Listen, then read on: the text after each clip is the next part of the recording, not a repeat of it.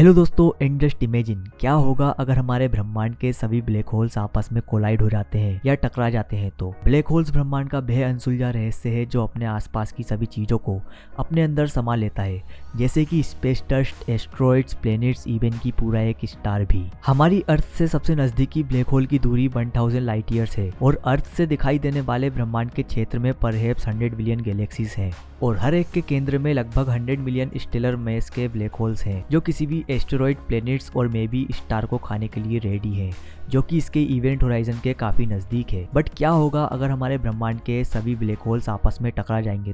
तो बने रहिएगा वीडियो में अंत तक, क्योंकि आज हम इसी के बारे में डिस्कस करेंगे। और सब्सक्राइब भी कर लेना, क्योंकि हम आगे भी ऐसी वीडियोस लाके आपका ज्ञान बढ़ाते रहेंगे। ब्लैक होल्स लगभग हर नॉन गैलेक्सीज के केंद्र में स्थित हैं, जिनमें से कुछ ब्लैक होल्स एक्टिव हैं और उन गैलेक्सीज को खा रहे हैं जो इन्हें घेरी हुई हैं, और कुछ डोरमेंट हैं जो आयोनाइज्ड मैटर के बड़े पैमाने पर जेट को शूट करते हैं, जो कि लाइट के स्पीड के करीब हैं। ये ब्रह्मांड के सबसे ब्राइटेस्ट ऑब्जेक्ट्स में से एक हैं और सबसे बड़े भी। और कुछ ब्लैक होल्स इतने बड़े हैं कि उनके साइज को समझना लगभग इम्पॉसिबल है।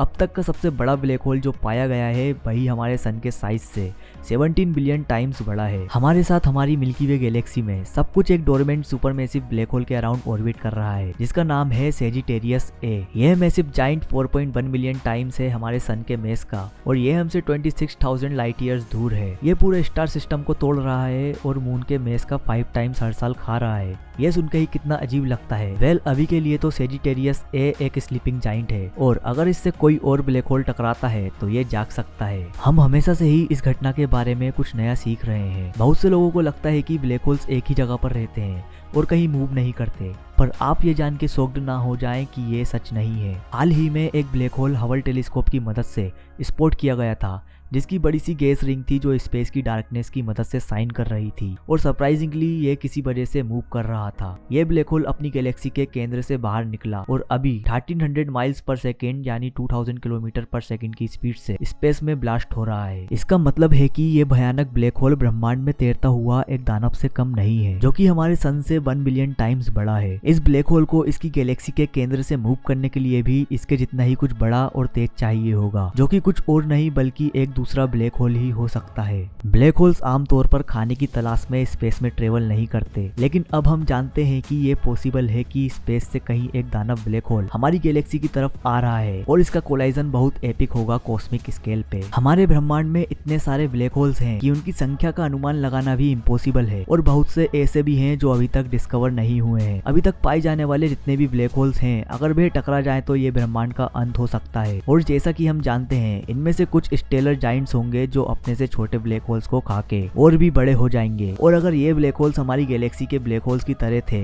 और एंड्रोमेडा गैलेक्सी के अंदर थे, तो आप एक अविश्वसनीय प्रलय की कल्पना कर सकते हैं। अगर ये सभी साथ में टकरा जाते हैं तो शायद इस सब के बाद एक बड़े से ब्लैक होल का निर्माण होगा, जो कि पूरे ब्रह्मांड को अपने अंदर समा लेगा। ब्रह्मांड को अपने अंदर समाते हुए कई स्टार्स और प्लैनेट्स भी आपस में टकराएंगे, जिसके कारण कई प्लैनेट्स फट जाएंगे, और इतने सारे स्टार्स के कोलाइजन से और भी ब्लैक होल्स का निर्माण होगा, और यह हमारे ब्रह्मांड के विनाश की एक चेन की तरह होगा। हमारी गैलेक्सी पहले से ही एंड्रोमेडा गैलेक्सी के साथ कोलाइजन की स्टेट में है, और इसमें 35 नॉन ब्लैक होल्स हैं। आफ्टर 3.75 बिलियन ईयर्स लेटर्स भी ह्यूमंस अगर अर्थ पर ही रहेंगे तो वह रात के समय आसमान में एंड्रोमेडा गैलेक्सी को हमारी गैलेक्सी अप्रोच करते हुए देख पाएंगे, जिसमें ट्रिलियंस ऑफ स्टार्स हैं। और इस गैलेक्सी के साथ स्पेक्टेकुलर कोलाइजन दोनों गैलेक्सीज को मर्ज कर सकता है एक गैलेक्टिक जाइंट ब्लैक होल में, जो कि अब तक की किसी भी देखी हुई चीज से सबसे बड़ा होगा। लेकिन चिंता की कोई बात नहीं है कि एक ब्लैक होल हमें खा जाएगा, या फिर सभी एक दूसरे को अट्रैक्ट करेंगे और टकराएंगे। ब्लैक होल्स बहुत ही आलसी खाने वाले होते हैं, जो तब तक किसी चीज को नहीं खाते जब तक वह स्पेस की मदद से आगे न बढ़ जाए। तो किसी चीज को इनका खाना बनने के लिए खुद ही उसके पास उसके इवेंट होराइजन तक जाना होगा। यहाँ तक कि अगर हमारा सन अचानक किसी ब्लैक होल में गिर गया